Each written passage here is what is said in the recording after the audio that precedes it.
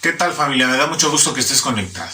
En esta ocasión vamos a seguir estudiando lo que es este libro de los Salmos y vamos a ver en esta noche lo que es el Salmo número 51. Realmente es un salmo que es bastante hermoso porque nos habla acerca del arrepentimiento y la solicitud de perdón, ¿no? Muchas veces nosotros erramos, fallamos en el blanco y buscamos que ese perdón de parte de Dios, buscamos que su misericordia sea extendida, que su piedad nos alcance, ¿no? Y que su gracia sea sobre nuestras vidas. Y esto es lo que vamos a ver, cómo es que Dios es fiel y lo otorga y la proporciona a todo aquel que le busca con un corazón contrito y humillado. Así que, hermano, vamos a embarcarnos a la lectura de este Salmo número 51 y vamos a analizarlo como de costumbre, verso a verso, sin saltarnos absolutamente nada, ¿sí? Así que, hermano, te invito a que vayas por un vaso de agua, una taza de café o té y te pongas bastante cómodo porque vamos a analizar este Salmo número 51. Así que vamos a dar inicio con la lectura. Verso 1 nos dice: ten piedad de mí, oh Dios, conforme a tu misericordia, conforme a la multitud de tus piedades borra mis rebeliones. Lávame más y más de mi maldad y límpiame de mi pecado, porque yo reconozco mis rebeliones y mi pecado está siempre delante de mí. Contra ti solo he pecado y he hecho lo malo delante de tus ojos, para que seas reconocido justo en tu palabra y tenido por puro en tu juicio. He aquí, en maldad he sido formado y en pecado me concibió mi madre. He aquí, tú amas la verdad en lo íntimo y en lo secreto me has hecho comprender. Purifícame con hisopo y seré limpio. Lávame y seré más blanco que la nieve. Hazme oír gozo y alegría y se regenerarán los huesos que has abatido. Esconde tu rostro de mis pecados y borra todas mis maldades.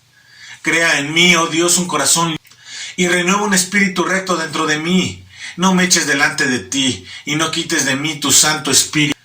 Vuélveme el gozo de tu salvación y espíritu noble me sustente. Entonces enseñaré a los transgresores tus caminos y los pecadores se convertirán a ti. Líbrame de homicidios, oh Dios, Dios de mi salvación. Cantará mi lengua tu justicia.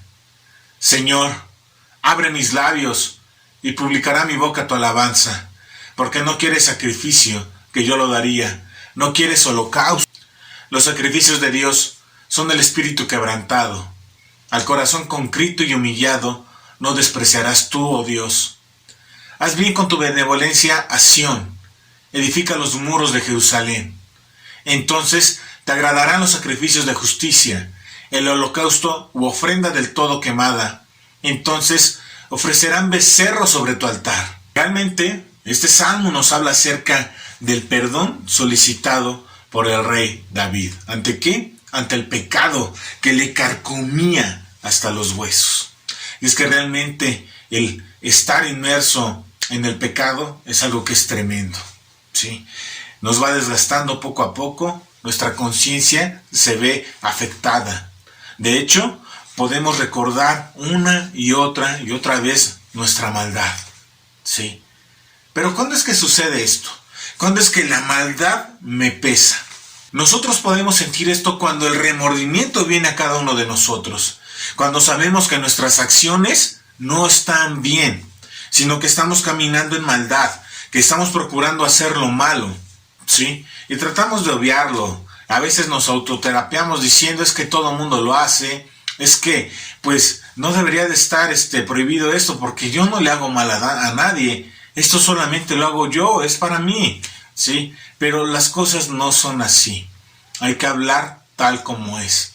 El pecado es pecado y el pecado nos va a carcomer, ¿sí? Hasta lo más profundo de nuestros huesos, y con el paso del tiempo nos llevará a la muerte.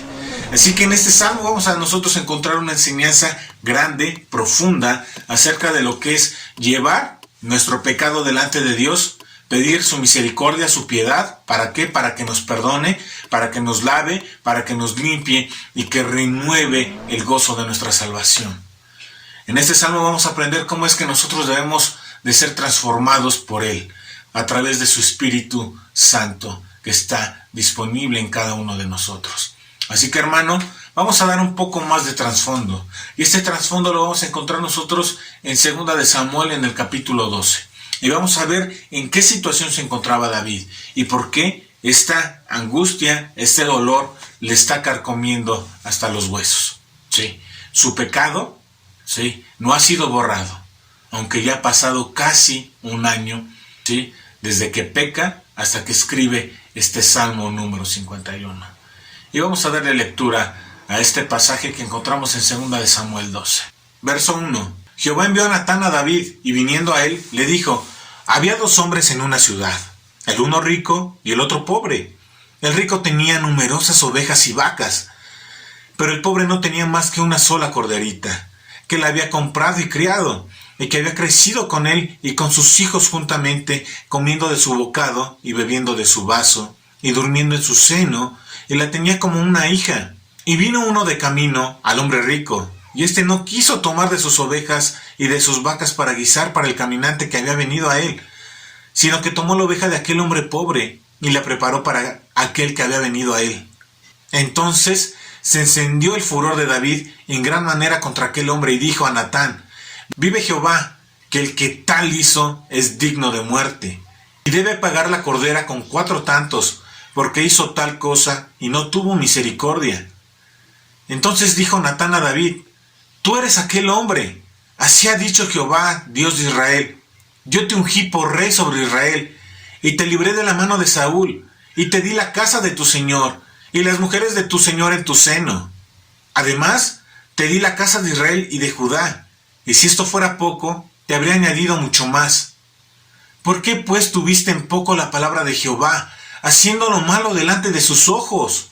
A Urías Heteo hiriste espada, y tomaste por mujer a su mujer, y a él lo mataste con la espada de los hijos de Amón, por lo cual ahora no se apartará jamás de tu casa la espada, por cuanto me menospreciaste, y tomaste la mujer de Urías Heteo para que fuese tu mujer. Así ha dicho Jehová: de aquí yo haré levantar el mal sobre ti de tu misma casa, y tomaré tus mujeres delante de tus ojos, y las daré a tu prójimo, el cual yacerá con tus mujeres a la vista del sol. Porque tú lo hiciste en secreto, mas yo haré esto delante de todo Israel y a pleno sol. Entonces dijo David a Natán: pequé contra Jehová. Y Natán dijo a David: también Jehová ha remitido tu pecado, no morirás. Mas por cuanto con este asunto hiciste blasfemar a los enemigos de Jehová, el hijo que te ha nacido ciertamente morirá. Y Natán se volvió a su casa. Realmente, la palabra de Dios, ¿sí?, siempre nos muestra como un espejo qué es lo que hay mal en cada uno de nosotros. Y nos invita a corregir nuestro camino. En este caso, Natán, el profeta, le había mostrado a David que realmente no estaba en buenas condiciones y que necesitaba cambiar. Dios le mostró su maldad tal cual es. De hecho, si nosotros vemos la historia, él se enciende en furor. Sabía que lo que había hecho era terrible. Y ahora, a través de la palabra de Dios, puede darse cuenta que así fue. Las cosas que él había pasado por alto, que trataba de olvidar, que trataba de hacer a un lado, no era algo menor. El pecado seguía ahí. Y el pecado sigue ahí hasta que nosotros lo confesamos a Dios y pedimos perdón, y le pedimos misericordia, y le pedimos que nos libere y que nos lave. De hecho, lo que está haciendo de una manera completa es eso, rogando la misericordia. Y el pecado de David era vasto, nosotros lo podemos ver, Natán se lo describió. Primero, codició a la mujer, ¿no? Se encontraba en su palacio, la ve bañarse y dice: ¿quién es ella? Y le dicen: ¿sabes que esta mujer es casada? Es de Urías el Heteo, ¿no? Luego trata de engañar, ¿no? ¿Qué hace? Se acuesta con ella, va a tener un bebé, esta Betsabe, y dice: pues hay que engañarlo, hay que decirle a este Urías que venga, ¿sí?, que pase un tiempo aquí en casa y que se acueste con su mujer, que se la pase chido, vamos a procurarlo como si fuera una luna de miel, que se la pasen genial y asunto olvidado, ¿no? Le vamos a achacar el bebé a este Urías, ¿no? Trató de ocultar su pecado, ¿sí? Trató de hacer que otro cargara con su culpa, ¿sí? No quiso hacerse responsable, pero no quedó ahí. Urías Heteo era alguien leal al rey David, ¿Y qué es lo que hace? Y le dice, no, ¿cómo es que yo me la voy a pasar allá tan tranquilo? ¿Sí? Si sé que mis compatriotas, mis amigos, mis hermanos están peleando y luchando en batalla. Y esto es algo real, ¿sí?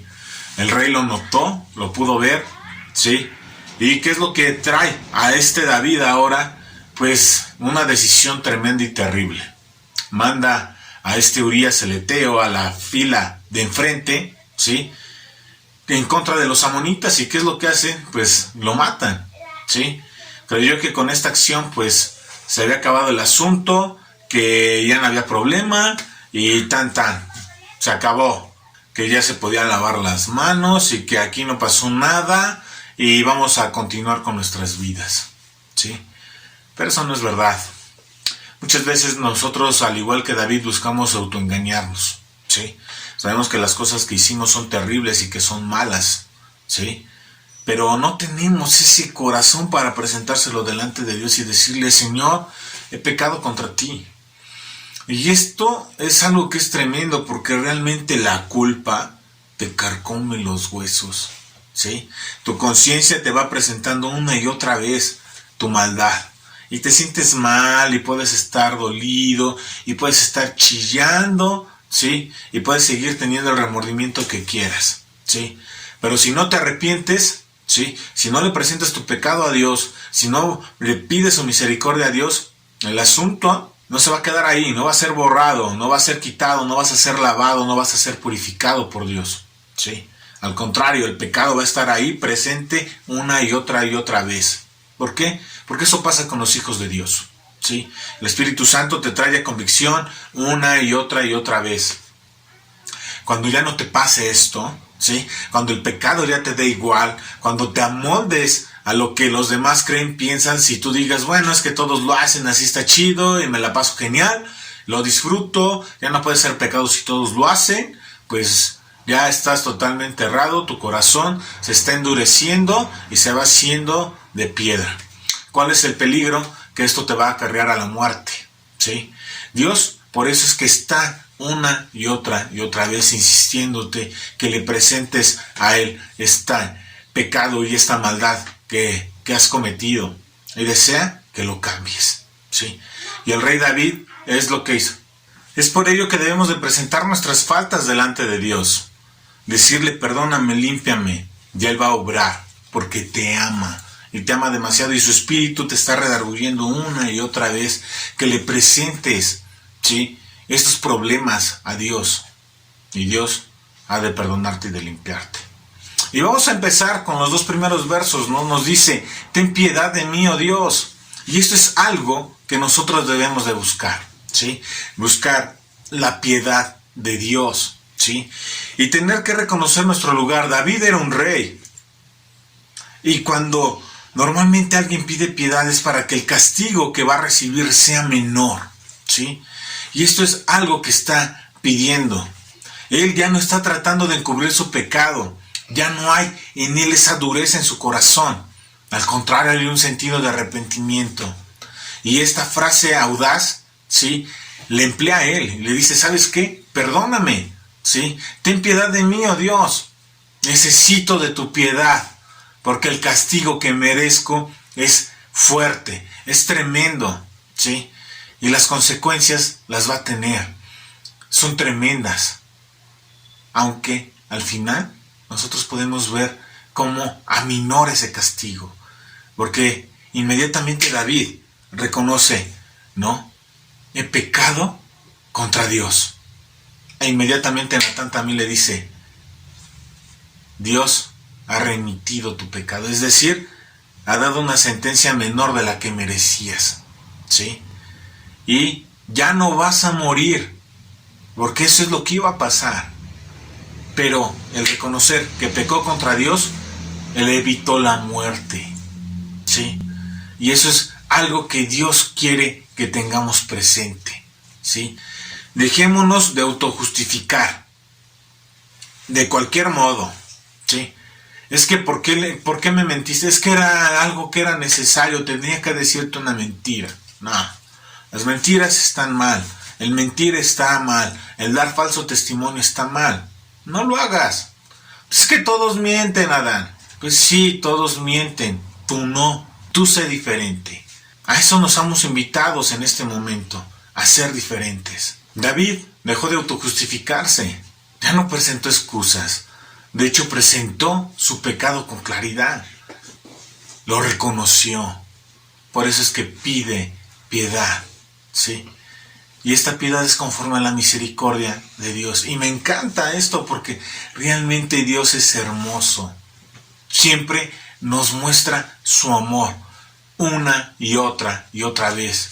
Y nosotros debemos de extendernos a ellos. Pero hay algo que tú tienes que hacer, el que tienes que trabajar, el poder presentar tu maldad delante de Él, tus errores delante de Él y decirle: Señor, ya no quiero caer en esto, ya no quiero pecar, deseo ser transformado por ti. Ten piedad de mí, porque el castigo que merezco es fuerte. Y le dice: no, conforme a las multitudes de tus piedades. Y esto es algo que ya ha experimentado David. Y dice: yo me necesito acercar a ti y pedir tu piedad porque sé que tú puedes dármela, porque tú ya lo has hecho otras veces. Y me encanta esto porque Dios se presenta ante nosotros, ¿no? Y decirnos: ¿sabes qué? No importa la cantidad de pecado que tú traigas, ¿no? Es más, pueden ser incontables como los cabellos que tienes en la cabeza, ¿no? Pero la misericordia de Dios va a ser como el número de las estrellas. Así que, hermano, no tengas temor de acercarte a Él. El mejor lugar donde puedes estar es estar en comunión con Dios, en oración, presentándole, ¿sí?, tu petición de perdón, ¿sí?, y donde tú puedes hacer la confesión de tus pecados. La palabra de Dios nos indica que abogado tenemos para con Dios, a Jesucristo, y que Él es ¿qué? Fiel y justo para perdonarnos y limpiarnos de toda maldad. Así que preséntate ante Él, acércate a su misericordia, acércate a su piedad, acércate a su gracia, que es algo que todos, absolutamente todos, necesitamos. Y esto debe de traer consuelo a nosotros, consuelo en que tenemos un Dios que es fiel, consuelo en que tenemos un Dios que perdona, un Dios que ama. Pero el no acercarnos a Él traerá consecuencias terribles. Un corazón, a la larga, endurecido, duro, ¿sí? Porque la maldad es algo que se va a ir escalando. Y nosotros lo podemos ver aquí en este mismo ejemplo con David. Primero codicia, luego miente, roba, ¿sí? Robó a la mujer de Urías, la tomó para él, ¿sí? Engaña aquí en Urías, ¿sí?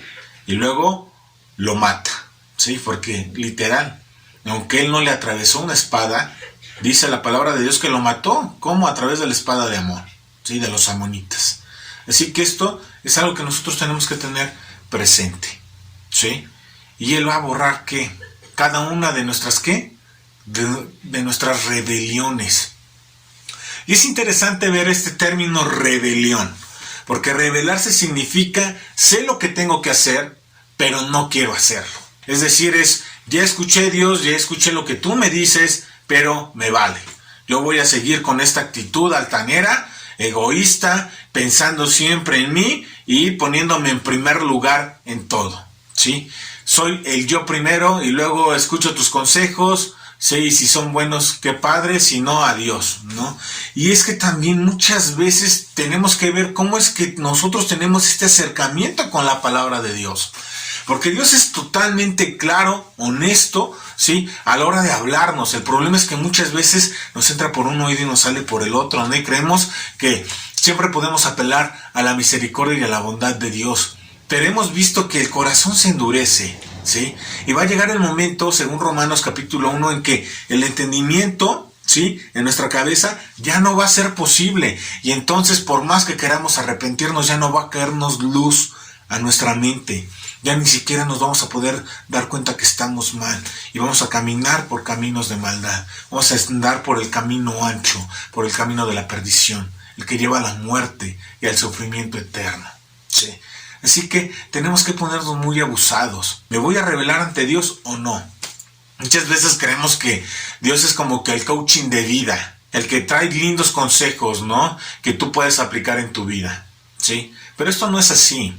Dios no está de coach para que tengas una vida mejor en este plano físico. Dios lo que te ha estado hablando una y otra vez es que necesitas ser salvo, necesitas un Salvador que cambie y transforme tu corazón a profundidad, ¿sí? Y David se dio cuenta de ello y se dio cuenta que necesitaba perdón. Alguien que borrara sus rebeliones, alguien que borrara sus iniquidades, alguien que eliminara por completo su maldad. Y esto es la necesidad de un Salvador. Nosotros ahora tenemos un Salvador, a Jesucristo. Tenemos a Jesucristo para poder tener ese encuentro con Dios, porque Él es el camino, la verdad y la vida, ¿sí? Permitamos que su sangre hermosa, ¿sí?, ese sacrificio perfecto que Él hizo para cada uno de nosotros, ¿sí?, ahora podamos tener nosotros esa conciencia limpia delante de Dios, porque Él borra, elimina por completo esos pecados. Y vamos a ver más adelante cómo Él apela incluso a que borre esos pecados a través del sacrificio, pero Él también se da cuenta que no es lo más importante, sino el corazón contrito y humillado. Y esto es algo que nosotros debemos de tener. Y vamos a continuar. Y le dice, lávame más y más de mi maldad, ¿no? Y es que la palabra de Dios hace eso. Nos muestra cuál es la condición de cada uno de nosotros. Es como si estuviéramos ahí en el baño. ¿Te acuerdas cuando eras más chavo, cuando eras adolescente o joven? Cuando tenías alrededor de unos 12, 15 años. Como de repente te parabas en el espejo y te veías de repente allí un granito. ¡Pum! ¿No?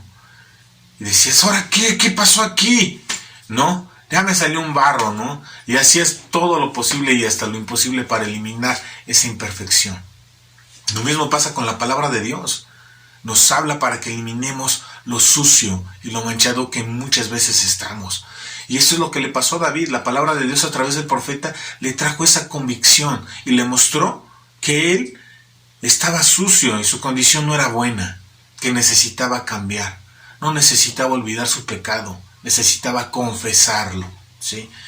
Y es que él había vivido con esa condición durante algún tiempo, sí, quizás alrededor de un año, ¿no? Sin un conocimiento que era agudo de su maldad y su pecado. Ahora la sensación de mancha lo llevaba a suplicar a que Dios lo limpiara, ¿no? Y me encanta este término de lávame más y más, ¿no? Y esa alusión a que debe de haber esa limpieza que es profunda, ¿no? Y ahora tú lo puedes ver, ¿no? Por ejemplo, las mujeres, ¿sí?, cuando tienen la ropa de los niños y que está realmente sucia, la lavadora no la quita sola, ¿no? Necesitan que darle una tallada ahí en el lavadero, ¿no?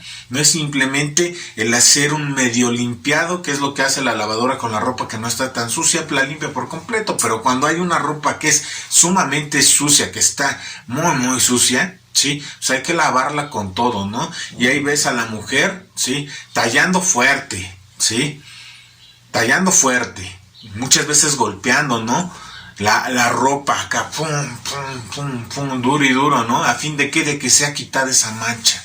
Bueno, estaba pidiendo David ese trato, una limpieza profunda donde pudiera ser quitado, ¿no?, esa maldad. Sabía que le iba a doler, sí, pero sabía que era necesario para su vida.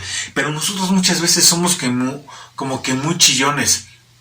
Somos muy torpes al hacer lo malo, ¿sí?, pero somos sumamente chillones cuando tenemos las consecuencias de nuestro pecado y de nuestra maldad, cuando nos alcanza, ¿sí? Y esto es algo que es tremendo, pero son las consecuencias que tú mismo acarreaste. Nosotros debemos de tener esa certeza de que tenemos que obrar de una manera buena, amando a Dios y amando a las personas, ¿sí?, quitándonos nosotros del medio y pensando, ¿sí?, en que lo que estoy haciendo está mal porque ofendo a un Dios que es santo, que es puro, que es limpio a totalidad, libre de maldad y de pecado.